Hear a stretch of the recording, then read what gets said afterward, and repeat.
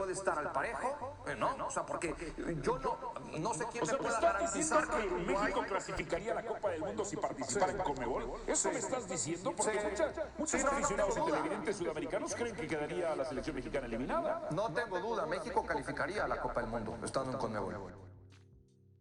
How would the United States and Mexico do if they were placed in the CONMEBOL qualifiers? Is a CONMEBOL-CONCACAF merger going to happen? What are the pros? What are the cons? And much more today. Hi, if you're new here, I'm Filippo, and welcome to Tactical Manager TV, and welcome to one of my favorite episodes to ever record. It's essentially going to be a big talk with Herc Gomez about CONMEBOL and CONCACAF, the pros and cons of a possible merger, CCL, Libertadores, Copa America, and much more. So sit back, relax. It's an interview / debate / talk with me and Herc. It was very much enjoyable. Thank you, Herc, for stopping by. Don't forget to smash the like button if you want more videos like this one. And, subscribe if you enjoy this type of content. And don't forget to check out Fútbol Americas that Herc Gomez does with Seba Salazar. Great show. I highly recommend from ESPN+. All right? So let's play the intro and let's bring in Herc to talk about CONMEBOL and CONCACAF.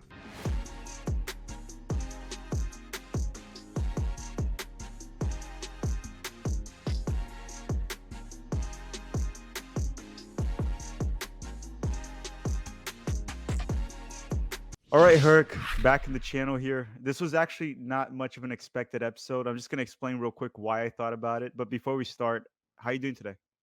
I'm doing well, man. How you doing? Long Doing time. great. Not that long. We still talk to each other there. And Yeah, but I meant since we've been on the same, I guess, screen. we weren't qualified to the World Cup yet. Correct. Yeah, Correct. it was a while.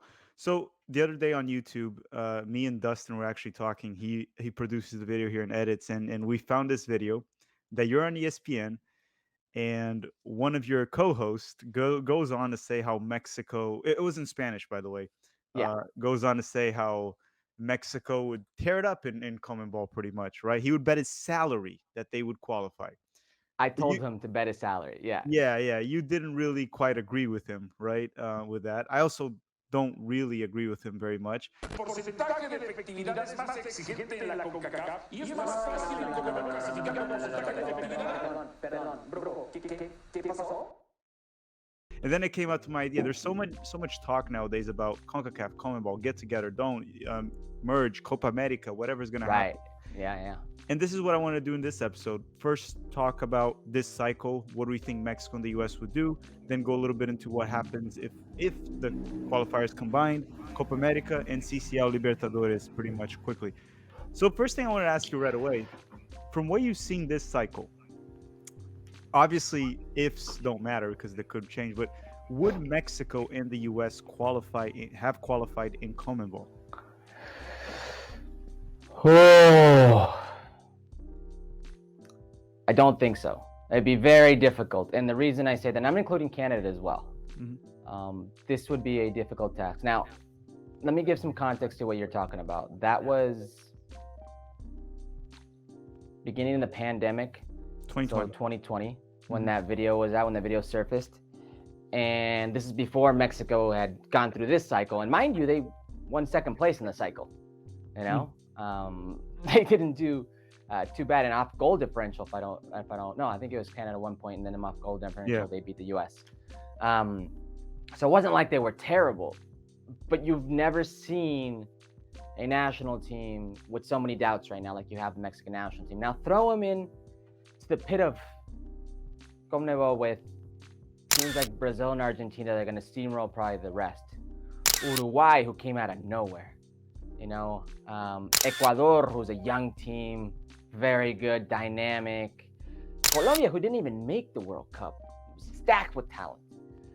A Chilean generation that's probably long in the tooth and restructuring. Venezuela, who actually I thought had more talent than what they showed. Bolivia, that's always really difficult to play in La Paz. Altitude merchants. Yeah. I mean, but you still got to go play there. Yes. So these factors for a team like the U.S. men's national team that doesn't do well on the road. They were the worst, I believe, road team in CONCACAF this year. A Mexican national team that's very Jekyll and Hyde, doesn't do well with physicality, probably wouldn't do too well in those elements. It's hit or miss. I don't think they would qualify. But if I had to bet like a percentage chance, it's almost like a 50-50, if I will, because it's how can you do when you play in South America in those elements. And then Mexico's shown this season, or this cycle, I should say, that they weren't strong at home. So while they may have been a good road team in CONCACAF, they were a terrible road team. Terrible home team in Azteca. So I don't think Mexico would qualify. That said, you have to keep in mind, Mexico and Brazil are the only two nations that have qualified for the second round of the World Cup since 1994. And if Mexico wasn't caught for cheating in the 1990 cycle, they would have gone to the 1990 World Cup. They got caught cheating overage players in the U20 tournament. They were punished for the 1990 World Cup. So that would have meant they would have advanced from the second round in 86. Who knows what could have happened in 90? That would have been their chance. 94, 98, 2002, 2006, 2010, 2014, 2018. That is insane. So they have a penchant for surprising, but you got to get there first. And it's just proven a difficult task for the most talented of South American teams. So I have my doubts. Yeah, I have an opinion that, at least among most of my viewers, would be unpopular. I actually think Mexico could pull a third, fourth, or fifth. I think fourth or fifth is where I'm at. So Brazil and Argentina are locks, right? I think we both agree on that. Yeah, they also rolled through the opponents in World Cup qualifying. To me, they're two of the four favorite teams going into the World Cup. They were that good. I don't care what anybody in Europe would say, like they haven't faced top European competition. They're good. Well, Argentina just spanked Italy. Yeah, but most would argue they're not top anymore, right? They always give an excuse. Italy literally won the Euros last year. So it's crazy. I mean, Italy literally lost 2 games. One that put them into the playoff, and then the playoff. You know, like it's the way football is in Europe, and maybe CONMEBOL and CONCACAF are a little bit more forgiving, but both have pretty good records in the World Cup, you know, when it comes to getting out and whatnot. So Brazil, Argentina, I think we're in agreement. I actually think Colombia is a lot better than they showed and could steamroll a lot of teams. They didn't make it. Uruguay is going to be a very difficult team because you know what Uruguay is about, man. They're going to sit, they're going to be physical, they're going to be direct, they're going to grind, they're all going to fight. It's a tournament team, and I like tournament teams. So they know what it's about. They know how to grind out these results. So I think I have my doubts on where I can go into those top 4. I think it's got more talent than Venezuela. I think as a team, I should say. Individually, I think Venezuela has some very interesting pieces. Ecuador. Bolivia, Ecuador. Ecuador is iffy, but I think they've got the thing more than they showed versus Ecuador. I think Ecuador is. I like to put Ecuador right now as a better version of Peru, almost a little bit, right? Oh, and I have not even mentioned Peru. You're right. Yeah, you know? Peru is all Gareca. I don't think Peru has that much talent, but they always find a way in South America to compete lately, especially under Gareca. But Gustavo Alfaro was a former Boca Juniors coach, took over Ecuador after they had a little bit of a Jordi Cruyff era. Yeah, Jordi Cruyff era that didn't really exist. And they figured it out, right? They have a lot of young emerging players. Moises Caicedo and Gonzalo Plata are 2 players I very much enjoy there. But the reason I think Mexico is, I've always seen Mexico throughout these years, when they face Brazil, Argentina, all these countries, they rise to the occasion. They make it tough. They do. They do. The U.S. with their people, because Mexico is the most well-traveled national team on earth. So it's like one of the two. The other is probably Brazil. And if you go to the World Cup, there's a few sets of fans that are always going to be known. It's like the yellow jerseys of Brazil. You're gonna identify them. You're like, look, there's a pack of Brazilians. And then Mexican national team fans. And Mexican national team fans are easy to identify for different reasons. I mean, they don't just come wearing the green shirt. They come wearing the green. They come wearing the pink. They come wearing the black. They're dressed as Aztec warriors. They're dressed as eagles. They're dressed as charros. They're Mexican cowboys, or they're dressed as the mariachis with the sombreros. They're dressed as the poblanas, like whatever. There's so many Chespirito, Chavo del Ocho. You're Brazilian, so you understand what there's so many different characters, and they're undeniable. Like, that's the Mexican crowd. So they have that support. They don't have that support in qualifying, really, unless they're in the States. Now, you're not going to have a lot of that when it comes to qualifying. Because when we're talking about also the United States in CONMEBOL, my question was, and I was talking to Pete about this, and I asked him, Pete, looking at the 10 nations in CONMEBOL and looking at the nations here in CONCACAF, that we only beat Honduras away, and Honduras was a mess throughout qualifying. It didn't look like the Honduras we used to see. How many points would the United States have gotten away in CONMEBOL? And then me and Pete were like looking through it, like there's no way we're getting a point against Brazil away, Argentina, Uruguay, Colombia, that also plays in the altitude sometimes, by the way, Ecuador, Ecuador tied Brazil away at home. So when we looked into it, we're like, maybe the US will get 1 win, maybe 3 points. Yeah, I don't know. That was Venezuela. I mean, La Paz would be very difficult. Oh, where no, are you gonna get that win? Horrible. Yeah, where are you gonna get that win? That's what we were saying. That's the thing. So if we only get, let's say 1 or 3, let's be optimistic. We get 1 win, we get 3 points or 3 draws, I don't know, away. The second best team, the fourth seed was, I think, had 24 points. That means out of the 9 games at home or 10 games at home, we would have to win 7. Take Brazil and Argentina, that would probably lose. Uruguay, that if they play full strength, so qualifying CONMEBOL for the US in this cycle, not because people look at the names, right, and they see Pulisic, Reina, Weston. We can. That's what gets them excited. That's what not the overall play of the US men's national team. What gets people excited is where these guys play individually, right? Mm-hmm. It's the Chelseas, it's the Barcelonas, it's the Dortmunds, it's the Cities, it's the Leipzigs, it's the Lilles. Like that gets fans excited. Brendan Aronson going to Leeds, that gets fans excited. This generation gets them excited. As a national team, very few things get them excited. There have probably been more questions asked of the U.S. men's national team than answers. And if you're talking about playing on the road, this is why I'm not too worried about the World Cup. The World Cup, I think, different CONCACAF nations have different objectives for the World Cup.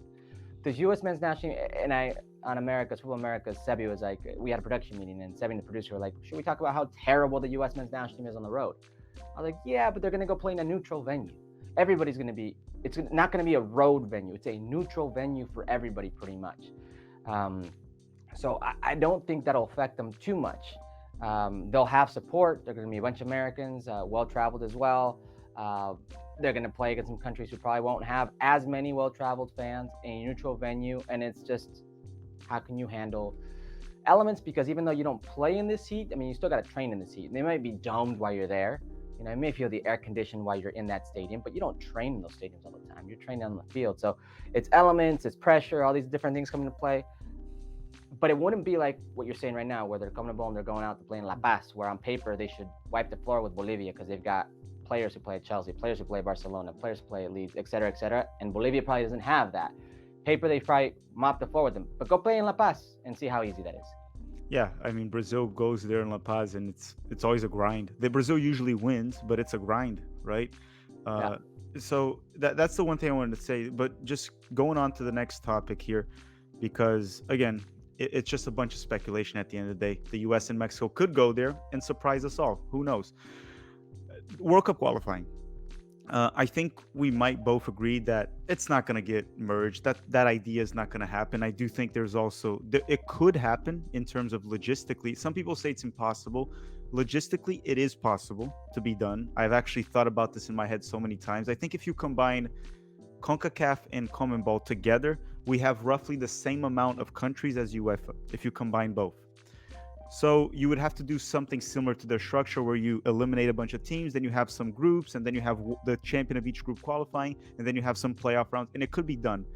The main concern is traveling, right? You play a game in Rio de Janeiro, then you're going all the way to Seattle to play. It's just impossible. But getting all of the logistics out of the way, do you think it would be actually good for both confederations? So let me answer really quickly. Do I think it'd be good for both confederations? Yes, but for different reasons. Now, there's an elephant in the room. You talked about logistics, right? Mm-hmm. Logistics doesn't just mean the time of travel. Like, CONCACAF has a obligation to not only the U.S. men's national team, the Mexican national team, Costa Rica, and like the top 4 Canada. It doesn't have just that obligation to these teams. That's why the Nations League's here. CONCACAF Nations League does very little for Mexico, does very little for the U.S., honestly.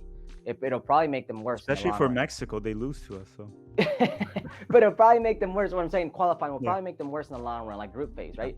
Grenada, Suriname, these nations, like you're not going to get better for it. They will, and that's the obligation for CONCACAF, is to grow the game within CONCACAF for everybody, not just for the top, for the cream of the top. Now the problem is Mexico, they'll have the resources. The U.S. men's national team will have the resources. A few others will have the resources. But then you're asking a team like El Salvador to have resources to fly to Rio de Janeiro, to prepare for that, Buenos Aires, anywhere else you may think of where qualifying is, come back the other side and go play, I don't know, New York, then go play, I don't know, Canada and Toronto. Like, you would bankrupt a lot of these nations, a lot of these confederations. do you think more money would come in maybe from? Yes, but here's where I think that's why it's good. The reality is there's a reason CONMEBOL might be interested in this. I mean, it's not for the talent level. They're not screaming. They're not dying to play against the U.S. men's national team in Mexico. They're not like, hey, let's go try ourselves versus the Mexican team or the U.S. national team. That's not going to make them better. But they see the dollars here. Like, if you were to form a tournament, Filippo, like the Nations League, just in this hemisphere, like a Copa America, if you will, the Centenario one that happened here in the States. I mean, U.S. soccer grows like I believe it was like over $120 million dollar surplus from that. It was insane revenue for U.S. soccer. It was insane revenue for CONMEBOL, for the teams involved. That's why it makes sense for them. It's not because they see level here. It's not because they're dying to play against Christian Pulisic or Chucky Lozano. They see the dollar signs, and that's why they want this. And those dollar signs in the long run could help CONCACAF, and that could be a trickle-down effect for the smaller nations. Yes, but until you get that ball rolling, I mean, unless it's like a tournament like that, I don't see it happening in qualifying because these teams just won't be able to afford it. So what I got from what you're saying is CONCACAF would benefit from facing better competition. Correct. You get tougher games for Mexico, US, Canada, Costa Rica, even Jamaica, even though their federation's a mess. El Salvador would get better for it as well. Exactly. Yeah, whoever was in the octagonal will get better for it. Yeah. And then CONMEBOL, I guess they do. I think Mexico, US, Canada could be good challenges for them to play a little bit of different, but it's more profit. Of course, and that's the only thing they see. I mean, they're not looking at, with all due respect, Mexican football or US soccer and thinking like, we should really try ourselves here. It won't help countries like Brazil and Argentina in terms of their ambition of winning a World Cup, facing Mexico and the US. But the money will. Yeah, exactly. It'll help a lot. The money can do a lot of good for them, but it will help the U.S. men's national team. It will help the Mexican national team if they're constantly facing this type of opponent, this type of challenge. And it's a reality. And I'm sure when we talk about Libertadores and CONCACAF Champions League and club soccer, it's one of the big reasons, and we'll get into it, of why they're no longer, or why they stopped doing it.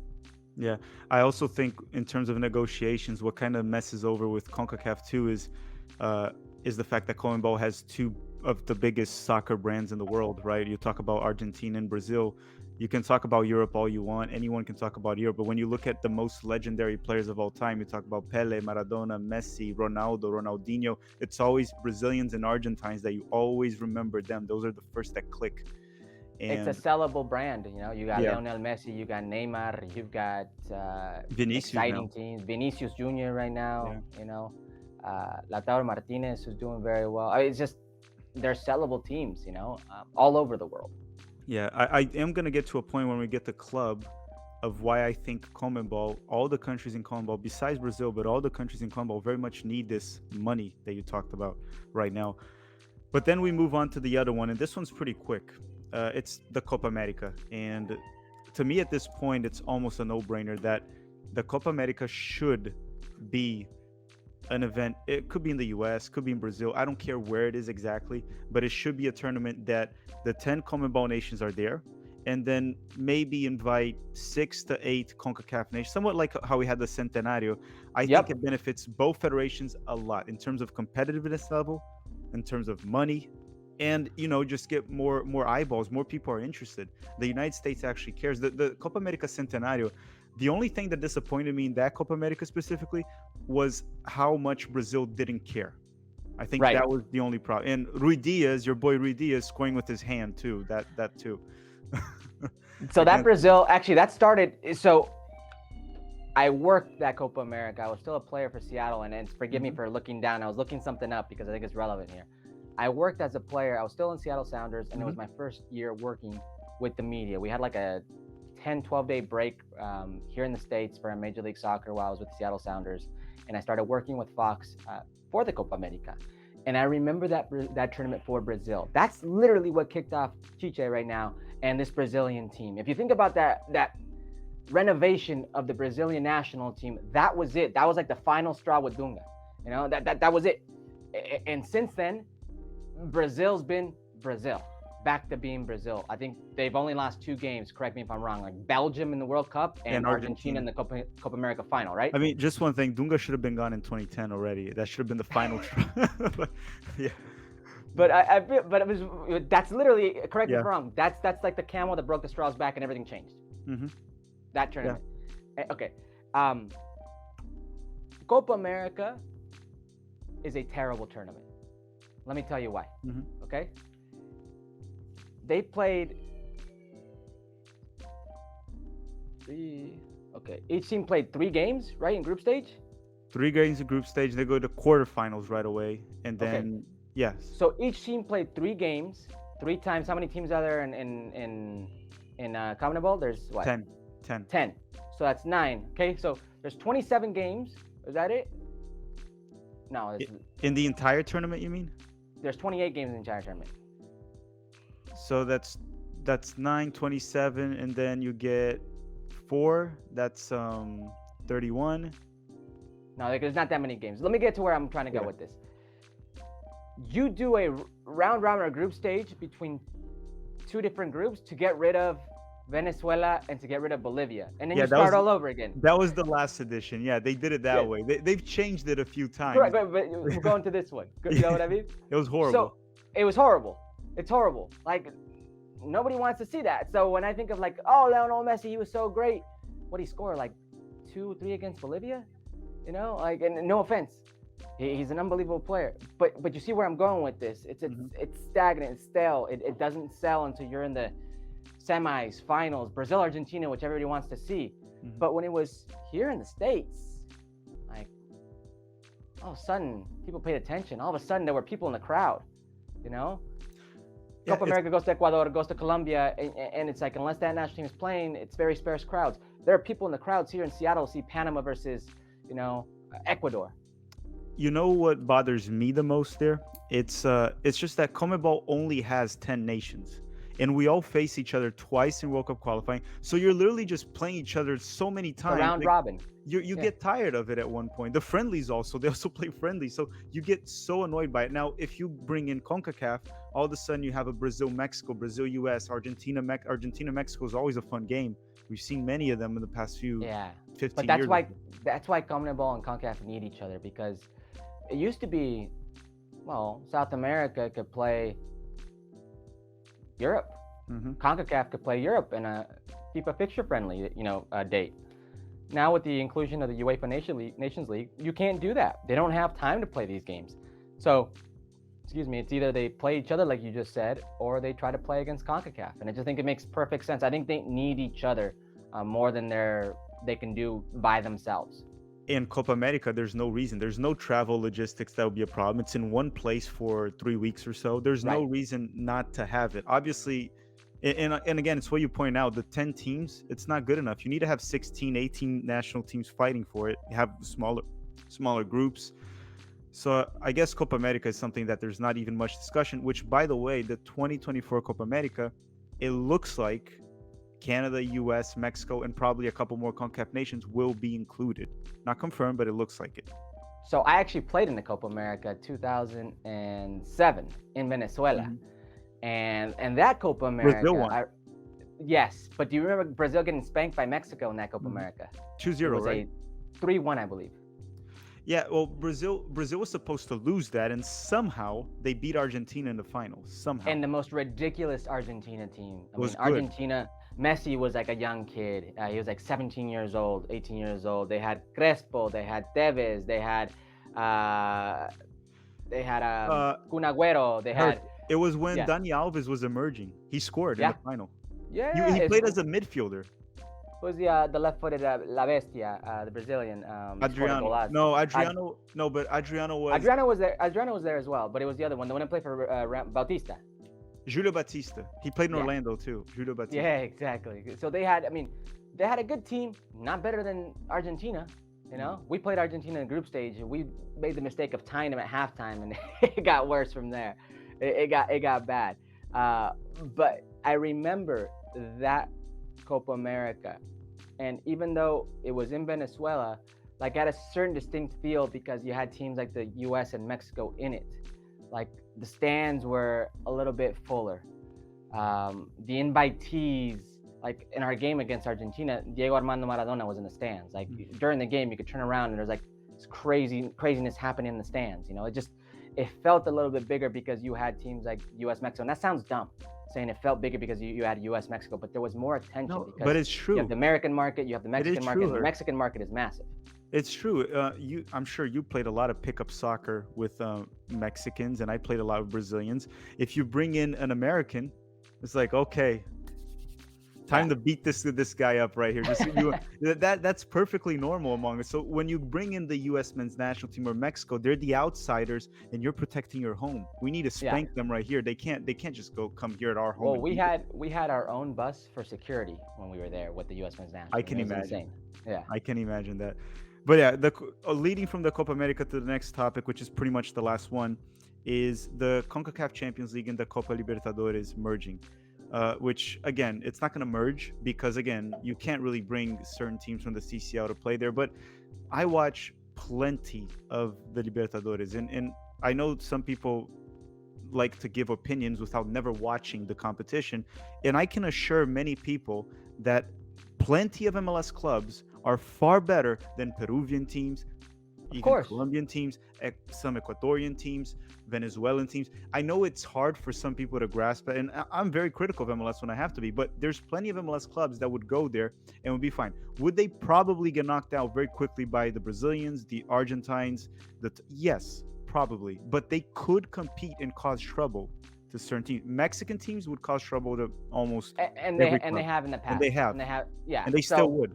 And they still would, yes. So I agree with you because this to me is like Liga MX versus MLS when we have this discussion. Like I'm sure MLS teams could cause trouble to a lot of Mexican teams. The issue here is when you talk about the cream of the crop, right? When you talk about Tigres, when you talk about Americas, when you talk about like the teams who have habitually shown you they're the cream of the top, that's when you have trouble. So you're going to come into that trouble with Boca Juniors, you're going to come in trouble with River Plate, you're going to come in that trouble with a handful of Brazilian teams, Nacional, Atletico, whatever you want, Emelec, all these different teams from select countries. You will have that trouble. And that's where it gets tricky because you're playing against the best of the best in South America. So the accumulation of, and don't confuse the name of a team that plays in a country with national talent. Okay, so we could talk about, I don't know, Emelec. And it doesn't mean they're all Ecuadorian. You've got a plethora of players from Colo. It doesn't mean they're all Chilean. You've got players, very, very rich team in a condensed area that picks up best players like in a region, So it would be difficult, absolutely. But I don't think it'd be a slaughterhouse like most people would like to say so. I watch it all the time. Like, look at this, for example.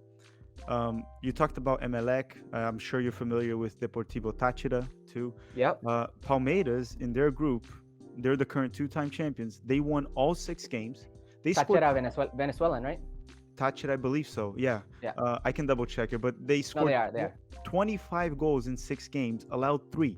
So it was a bloodbath. And when I see Palmeiras play, and I watch them every week, if they played the Sounders, for example, I think Palmeiras would probably win 8 to 9 games out of 10, but none of them would probably be 5-0. It would probably be like a grind out a 2-0 win. It would be a tough game.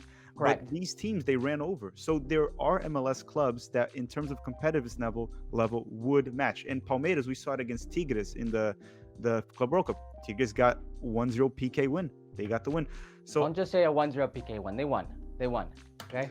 Herc, that game still pisses me off, but they were terrible. Palmeiras was not good. It was so bad in that tournament. They were so bad in that tournament. Didn't look like themselves, but let's not get into it. And under Tuca Ferretti, that was typical Tigres fashion under Tuca Ferretti, a team that's got like ridiculous individual talent, but would win games in the most Tuca Ferretti way, like almost the parking of a bus in certain moments, even though they're a lot better than that.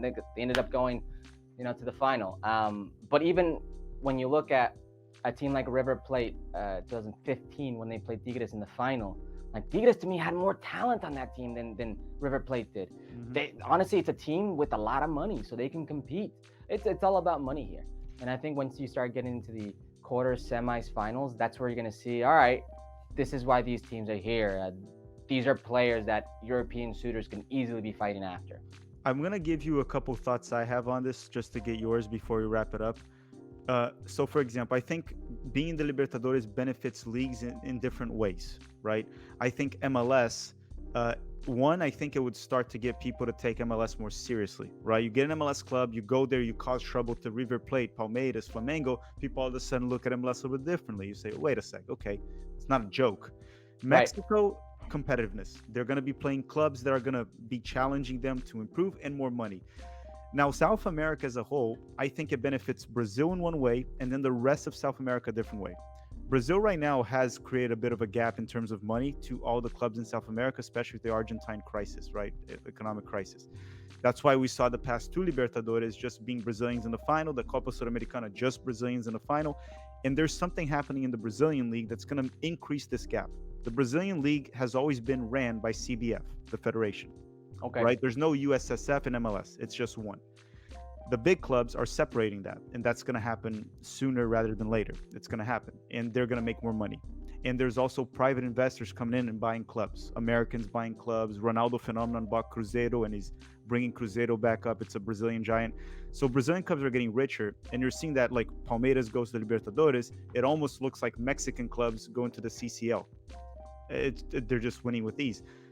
I think South American clubs, more than Brazilian clubs now, they really need this boost of income. Argentina, you see Argentina players, they're all coming to MLS now.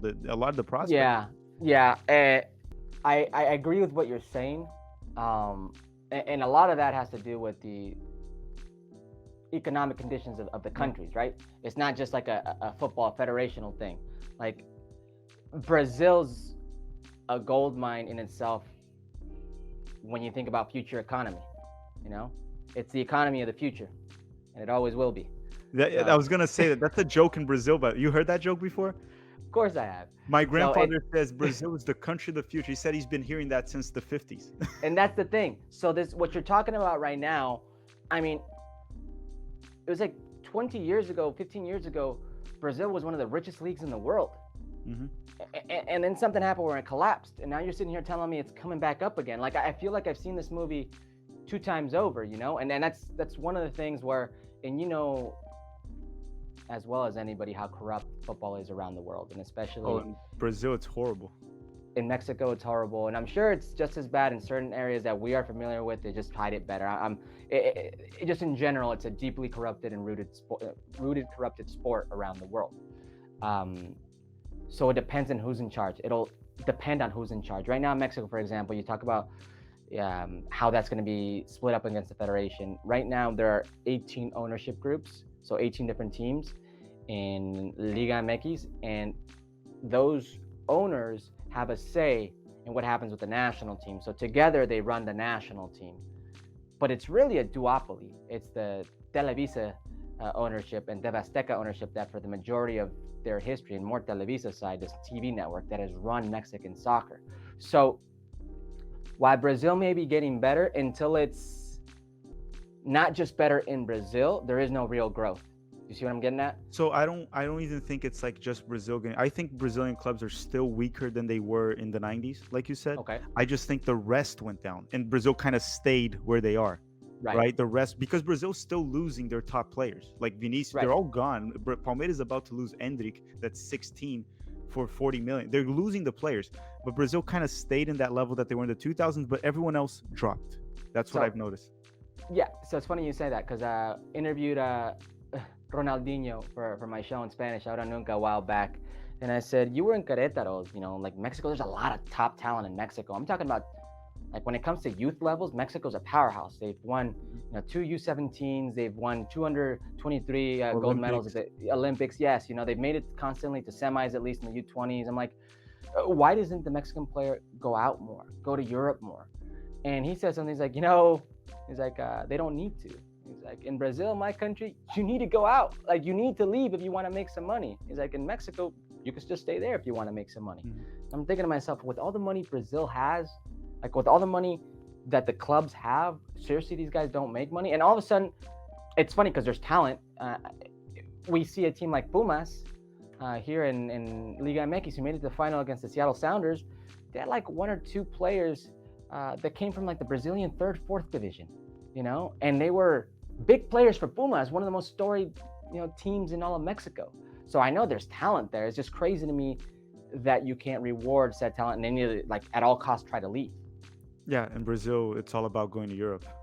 That all our best players are in Europe. You get like maybe emerging youngsters in Brazil, but as soon as they start to emerge, you sell them in one transfer window. Herc, that was everything I wanted to go through in this episode. Before we go, just one quick answer from you. If CONMEBOL and CONCACAF join forces, not combine everything, but they're like, okay, let's start working together and get there. Could 20, 30 years from now, this be a way to somewhat challenge UEFA because this gap has been growing? The only way. It's the only way. Yeah, they can't do it by themselves. I mean, you mentioned how Brazil has stayed the same in the other countries, maybe because of their economies at the world level, haven't really kept up pace with Brazil. That's kind of the same thing that's happening here with the States and Mexico. Mexico's so rich. Mexico's so many resources when it comes to Mexican football. And the U.S. is a monster waiting to happen in its own right. I mean, because it has that money, it can have even more. Canada is emerging. But then you have, when you think about CONCACAF, it can't just be these 2 teams. It can't just be then Costa Rica. You have to think about it as a whole. Like the Granadas, like the Caribbean countries, like a lot of the Central American countries, they can't hope for something to change for them to compete. Something really has to change. They need help. And that's where CONCACAF needs to step in. And it's the only way they're going to try to rival, if anything, Europe, because Europe is great. It's great watching Germany. It's great watching France. It's great watching, Spain and Belgium. Not England. England has been horrible to watch lately. And even England, if you want. But it's not just those countries. You got Malta, you got Scotland, you've got Estonia, you've got San Marino. You've got so many different countries in there that are just kind of swimming in the wake, trying to get by, trying to compete, trying to one day have something change. So there's still room for you to try to grow, to try to compete. And that's the only way, really. Herc, thank you very much for stopping by once again, taking the time. And guys, don't forget to check out Futbol Americas at ESPN Plus. And Herc has his YouTube channel too. Yeah, I've been dabbling. Clips.